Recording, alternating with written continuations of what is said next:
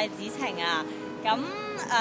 參加呢套戲呢，其實係因為我自己本身今年畢業啦，期待喺呢套戲入邊可以做翻多啲自己想做嘅嘢，喺踏入社會之前去體驗多啲自己中意嘅事。子晴係一個好傻嘅女仔，佢中意咗一個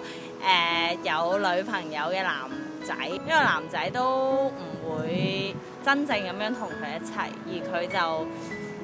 好似仲選擇緊默默咁等待。佢係一個傻妹，想知子晴有幾傻妹，快啲入場嚟睇下我哋啦！